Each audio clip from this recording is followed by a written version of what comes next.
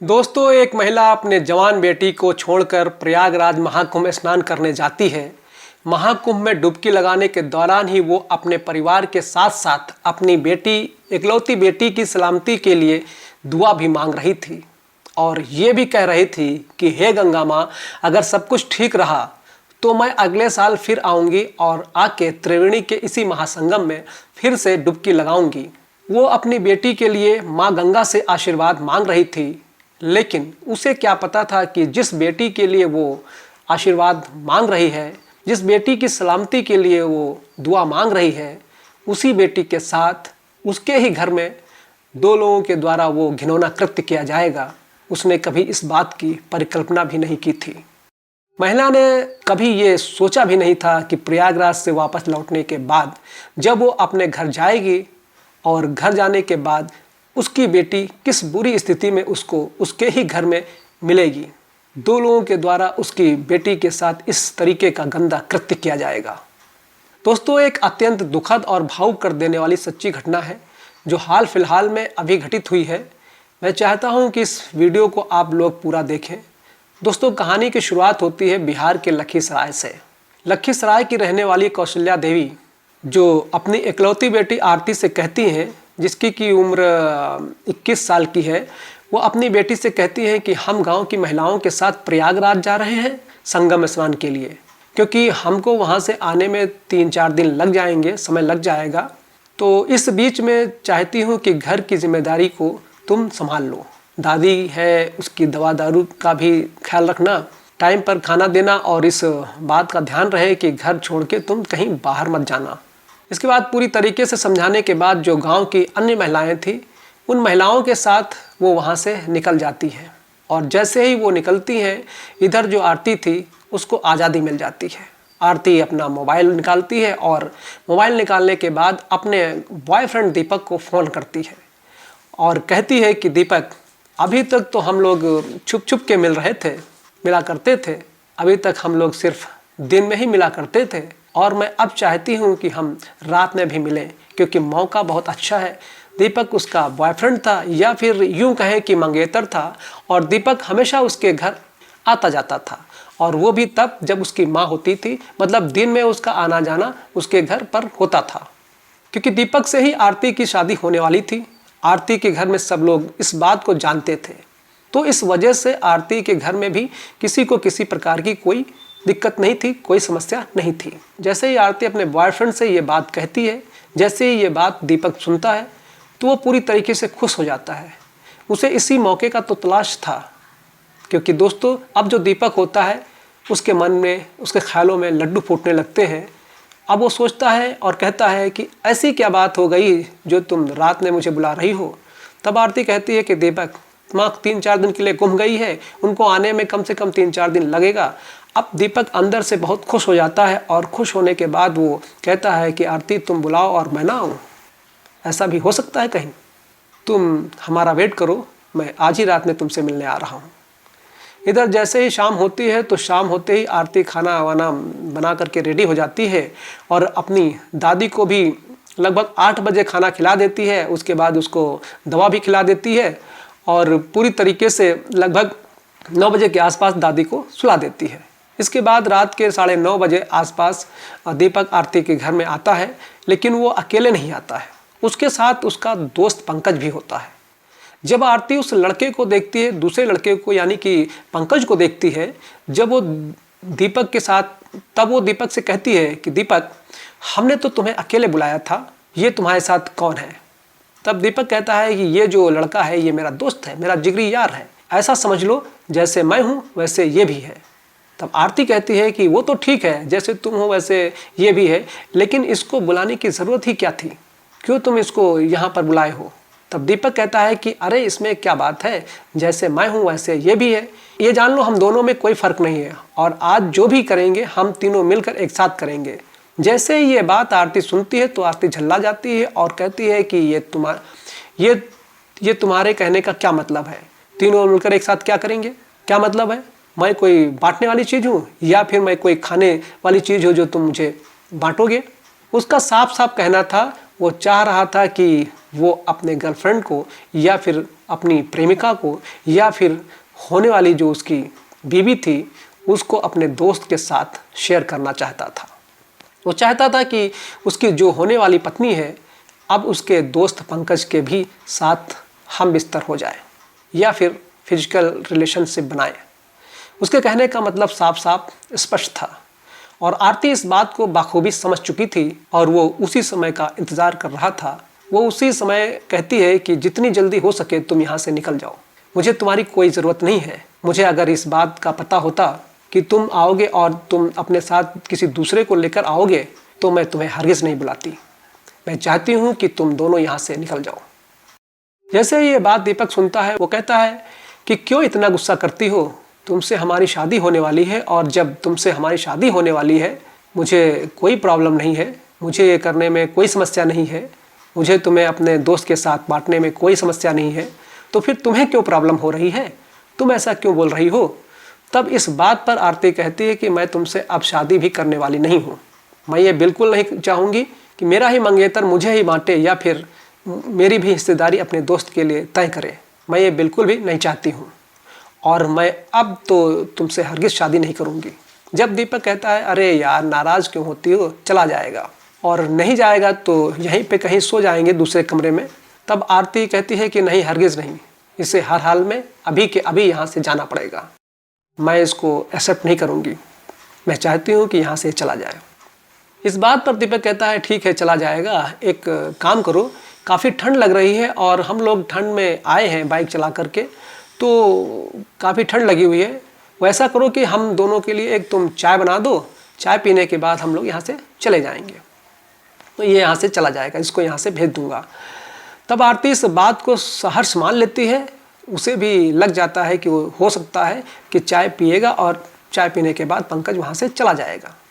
वो किचन में जाकर चाय बनाने लगती है और इधर पंकज और दीपक आपस में बातचीत करने लगते हैं। तब पंकज कहता है अरे यार दीपक, तुम तो कह रहे थे कि तुम्हारी जो मंगेतर है, तुम्हारी जो प्रेमिका है, तुम्हारी जो होने वाली पत्नी है वो आसानी से मान जाएगी, तुम्हारा बड़ा ध्यान रखती है, तुम्हारा बड़ा ख्याल रखती है, तुम जो भी कहते हो वो वही करती है, तो फिर अचानक क्या हो गया, इतने नखरे क्यों दिखा रही है। तब दीपक कहता है कि अरे पंकज जाने दो, यही उसकी इच्छा है तो अच्छा होगा तुम चले जाओ, क्योंकि अब मैं भी चाहता हूँ कि तुम चले जाओ।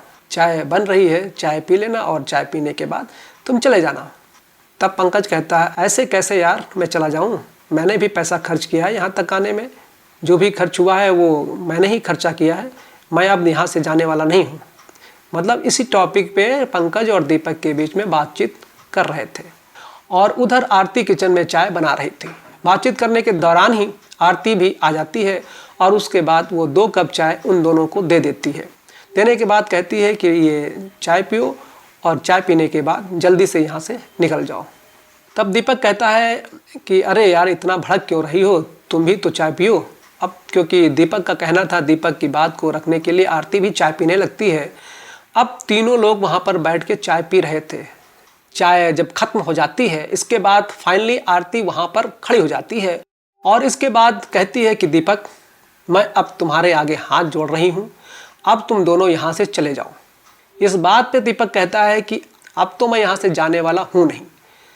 उनका यहाँ आने का मतलब साफ था, कहीं ना कहीं पूरी तैयारी से ये दोनों आए हुए थे।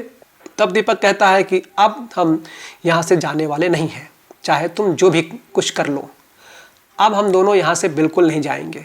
इस बात पे आरती भड़क जाती है और गुस्से में लाल होकर दीपक से कहती है कि दीपक अच्छा यही रहेगा कि तुम जितना जल्दी हो सके यहाँ से निकल जाओ, क्योंकि अगर तुम यहाँ से नहीं जाओगे तो मैं हल्ला मचाऊंगी, शोर कर दूंगी और आस पड़ोस के लोगों को मैं बुला लूँगी और इसके बाद तुम दोनों की क्या दशा होगी ये तुम दोनों सोच सकते हो। अच्छा होगा तुम्हारी भी इज्जत बची रहे और मेरी भी इज्जत बनी रहे। मैं चाहती हूँ कि तुम दोनों लोग यहाँ से फ़ौरन चले जाओ, दफ़ा हो जाओ। जैसे ये बात आवेश में आके आरती बोलती है तो दीपक एक ज़ोरदार धक्का आरती को मारता है और आरती वहीं पे जो बेड पड़ा हुआ था उस पर गिर जाती है। जब वो बेड पर गिर जाती है इसके बाद आरती के दुपट्टे के साथ साथ उसकी माँ की जो वहाँ पर साड़ी रखी हुई थी, ये दोनों मिलकर उसके हाथ पैर बांध देते हैं और उसके बाद उसके मुंह में कपड़ा ठूसने लगते हैं और कपड़ा ठूसने के बाद अब शुरू होता है इन दोनों का असली खेल। अब आरती पूरी तरीके से बेबस हो चुकी थी, पूरी तरीके से असहाय हो चुकी थी। वो चाह के भी कुछ नहीं कर पा रही थी कि आखिर हम करें तो क्या करें। वो बोलना तो चाह रही थी लेकिन बोल नहीं पा रही थी, और वो बार बार सोच रही थी कि आखिर हमने हामी ही क्यों भरी कि दीपक के साथ मैं शादी करूंगी। अगर मैं दीपक के इस कृत्य को पहले जान जाती और मैं ये जान जाती कि दीपक इस मानसिकता का इंसान है, तो मैं बिल्कुल शादी के लिए हाँ नहीं करती। वो तमाम तरह की बात बेड पर पड़े पड़े उसी अवस्था में सोच रही थी, और इसके बाद ये दोनों मानने को तैयार नहीं थे। ये पूरी तरीके से अब असहाय हो गई थी, हाथ जोड़ रही थी, पाँव पड़ रही थी, कहने की कोशिश कर रहे थे। उसके मुंह से तो आवाज़ निकल ही नहीं पा रही थी, क्योंकि उसके मुंह में तो कपड़ा डाला हुआ था। वो बोलने की बार बार कोशिश करती है और ये कहती है कि दीपक छोड़ दो, मुझे इशारों में बात करती है और अपने को छोड़ने के लिए कहती है, लेकिन ये दोनों कहाँ छोड़ने वाले थे। अब शुरू होता है इन दोनों का असली खेल। अब इन दोनों की जो मनोदशा थी, जिस बात को लेकर ये लोग पहले से तय करके आए थे कि हम दोनों वहाँ पर जाएंगे और साथ ही साथ रंग रैलियाँ मनाएंगे, इसके बाद इन दोनों ने बारी बारी से उस लड़की के साथ कृत्य करना प्रारंभ किया। पहले दीपक, फिर पंकज, फिर दीपक, ऐसा करते करते बारी बारी से उन दोनों ने उस घटना को बड़े ही निर्ममता पूर्वक उन दोनों ने उस घटना को अंजाम देने की भरपूर कोशिश की। एक दो बार इस तरह का काम, इस तरह का कृत्य वो पूरी तरीके से वहाँ पर कर लिए। इसके बाद अब उसी अवस्था में छोड़ने के बाद पंकज कहता है, दीपक ऐसा मज़ा नहीं आ रहा है, मैं चाहता हूँ कि पूरी तरीके से इस लड़की को निर्वस्त्र किया जाए, पूरे कपड़े इसके शरीर से उतारे जाएं। अब ऐसा सुनते ही जो दीपक था वो पूरा कपड़ा उसके शरीर से हटा देता है। एक भी कपड़ा उसके तन पर नहीं था। जब वो लड़की निर्वस्त्र हो गई और इसके बाद उसको तत्काल वहाँ से एक ब्लैंकेट से ढकता है, वहीं पे बैठ के वो दोनों शराब पीने लगते हैं। इस बीच वो लड़की पूरी असहाय अवस्था में बेड पे पड़ी हुई थी, निर्वस्त्र अवस्था में बेड पर पड़ी हुई थी, और उसकी आंखों से सिर्फ और सिर्फ अगर निकल रहा था तो आंसू निकल रहा था। जब ये दोनों पूरी तरीके से नशे में हो जाते हैं, फिर यूँ कहें कि शराब ने जब अपना प्रकोप दिखाना शुरू किया, तब दीपक और पंकज फिर से भूखे शेर की तरह उस लड़की की तरफ आगे बढ़ते हैं। उसके बाद फिर उस लड़की के साथ बारी बारी से वही कृत्य करने लगते हैं। प्राकृतिक, अप्राकृतिक, जितना भी जैसे भी हो सका, इन दोनों ने पूरी तरीके से अपने आप को संतुष्ट किया, या फिर यूँ कहें कि जब पूरी तरीके से इन दोनों ने अपनी काम वासना को शांत कर लिया, अपने आप को तृप्त कर लिया। तृप्त करने के बाद जब तक ये सारा कुछ कर रहे थे, उसी दौरान वो लड़की बेहोश हो गई। मतलब जब कंट्रोल से बाहर हो गया, वो लड़की पूरी तरीके से असहाय हो गई, और ये दोनों बिल्कुल जानवरों की भांति जब ऐसा कुछ कर रहे थे, इसी बीच में वो लड़की आरती जो थी वो बेहोश हो गई। बेहोशी की हालत में थी। बेहोशी की हालत में भी ये दोनों नहीं माने और पूरी रात उसके साथ वो कृत्य लगातार करते रहे। वो लड़की ऐसे ही अभी भी निर्वस्त्र अवस्था में बेड पर पड़ी हुई थी। रात का लगभग 3 बज चुका था। 3 बजने के बाद वो लड़की इशारे में पानी मांगने की कोशिश कर रही थी। वो कह रही थी कि मुझे पानी दे दो, पानी का इशारा कर रही थी। लेकिन पंकज और दीपक ये बात समझ रहे थे कि ये लड़की पानी मांग रही है, लेकिन फिर भी उसको पानी तक भी ये लोग नहीं देते हैं, और वैसे ही निर्वस्त्र अवस्था में ही उसके साथ पूरी रात वो कृत्य करते रहते हैं। और इसके बाद जब 4 बजे का समय हुआ, तब दीपक कहता है कि पंकज अब चला जाए। इसके बाद पंकज कहता है कि हम लोग तो चले जाएंगे, लेकिन इसका क्या होगा, क्योंकि वो जो आरती थी वो बेहोश थी, और बेहोशी की हालत में वो लड़की पड़ी हुई थी, और इन दोनों ने बारी बारी से जानवरों की भांति पूरी तरीके से उस असहाय लड़की आरती को इन दोनों ने जितना हुआ उतना नोचने का काम किया, या फिर यूँ कहें कि भूखे शेर की भांति इस तरीके से उस लड़की को इन दोनों ने नोचा, जिसकी हम क्या ही बात करें।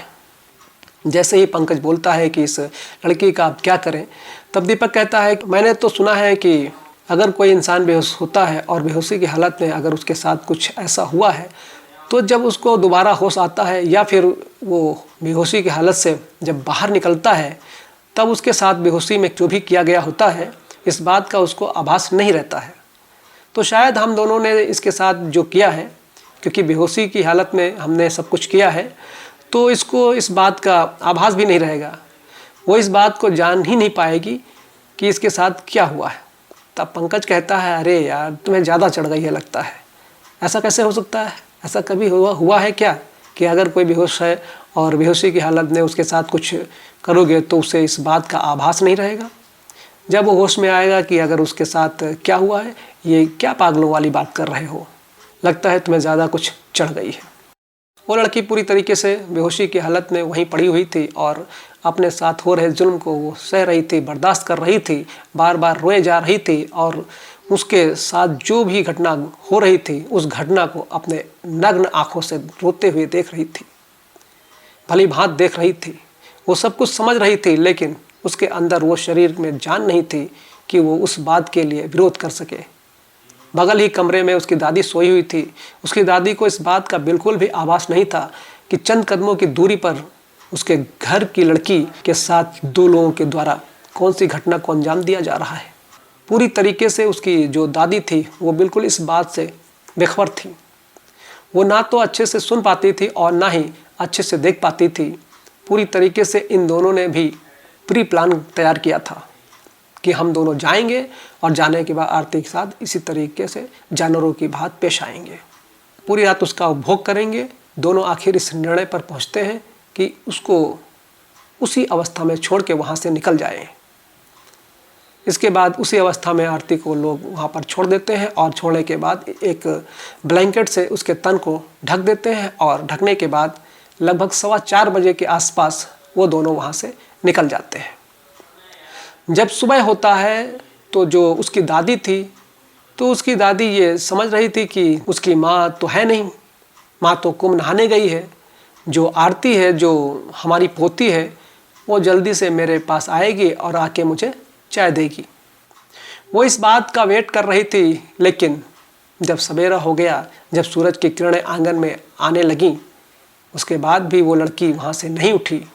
तब वो अपने कमरे से उसकी दादी बाहर निकलती है और अपनी पोती के कमरे की ओर, या फिर यूँ कहें कि उस लड़की आरती के कमरे की ओर जाती है। जब वो कमरे में जाती है तो कमरे का दरवाज़ा पूरी तरीके से खुला हुआ था और वो जो लड़की थी वो बिल्कुल असहाय अवस्था में पड़ी हुई थी।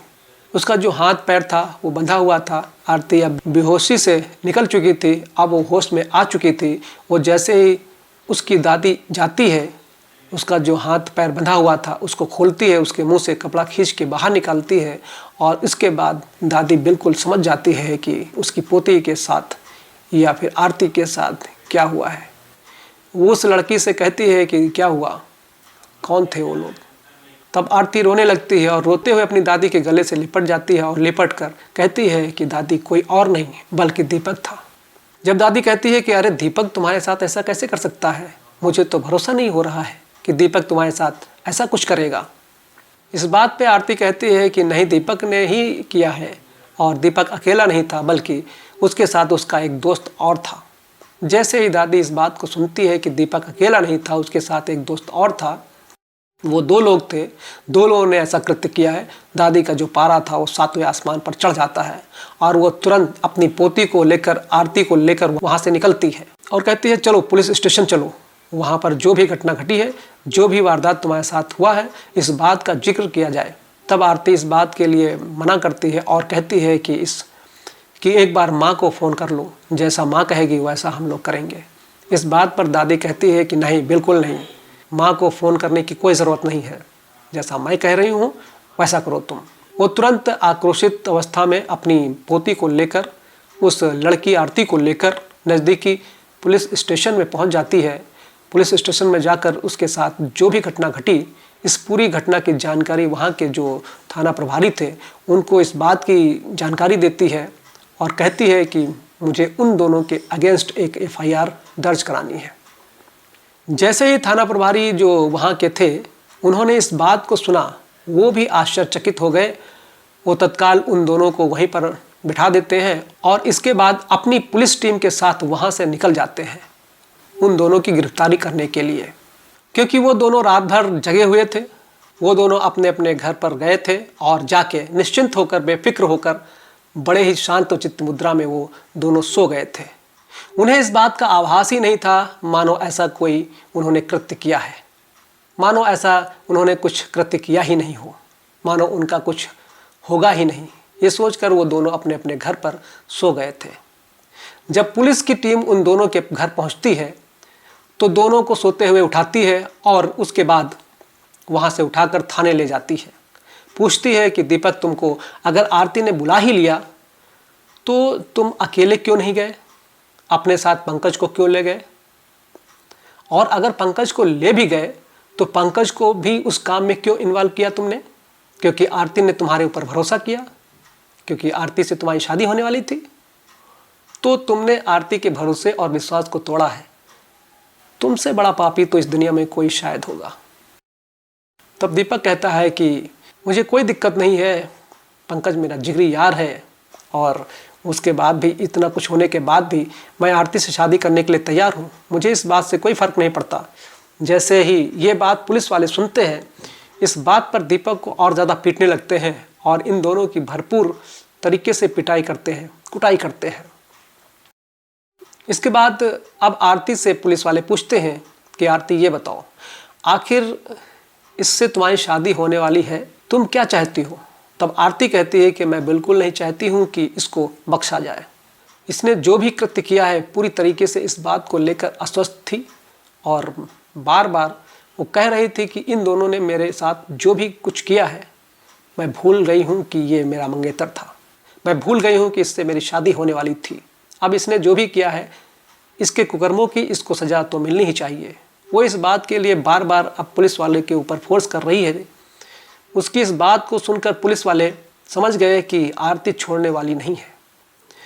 इसके बाद संबंधित धाराओं में उन दोनों के विरुद्ध एफआईआर लॉन्च होती है और एफआईआर लॉन्च होने के बाद वो लोग तुरंत फिर उसकी माँ को फ़ोन करते हैं और माँ को कहते हैं कि आप कुंभ नहाने गई हैं, इस बीच आपकी बेटी के साथ बड़ा कुछ हो गया है, जितना जल्दी हो सके आप वहाँ से वापस आ जाइए। जैसे ही ये बात उसकी माँ सुनती है, तुरंत वहाँ से उसकी माँ अपने गांव की महिलाओं को छोड़कर 500 किलोमीटर की यात्रा तय करके बिहार के लखीसराय पहुँचती है। और जब वो अपने घर पहुँचती है, वो अपना सर पटक लेती है और अपना माथा पीटने लगती है और ये कहने लगती है कि आखिरकार मैंने अपनी बेटी पर भरोसा ही क्यों किया। और आरती अपना सर पीटने लगती है कि मैंने दीपक के ऊपर भरोसा क्यों किया। और जब आरती से फिर पूछने की कोशिश की गई कि आरती, आप बताओ कि अब क्या करोगी, तब आरती बोलती है, हरगिज़ नहीं, मैं हरगिज़ माफ़ नहीं करूँगी। मेरे साथ जो भी कृत्य किया गया है उस घटना के लिए मैं बिल्कुल भी माफ़ नहीं करूँगी। और दोस्तों, आरती क्या, दुनिया की कोई भी लड़की ऐसी हरकत करने वालों को माफ़ नहीं करेगी, कभी नहीं माफ़ करना चाहेगी, चाहे जिसने भी ऐसी घटना को अंजाम दिया हो। दोस्तों, इस घटना को बताने का उद्देश्य किसी को परेशान करना नहीं, किसी की भावनाओं को आहत करना नहीं, किसी की अंतर आत्मा को चोट पहुंचाना नहीं है, बल्कि आपको सचेत करना है, आपको जागरूक करना है, आपको ये बताना भी है कि किसी भी इंसान के ऊपर इतना भी भरोसा ना कर लें जिससे आपकी ज़िंदगी ही बर्बाद हो जाए। बाकी इस पूरे घटनाक्रम को लेकर आपकी जो भी राय है वीडियो के कमेंट बॉक्स में आप लिख सकते हैं। अगर चैनल पर आपने पहली बार वीडियो देखा है तो चैनल को सब्सक्राइब कर लीजिए ताकि हमारा हौसला बना रहे। धन्यवाद। जय हिंद।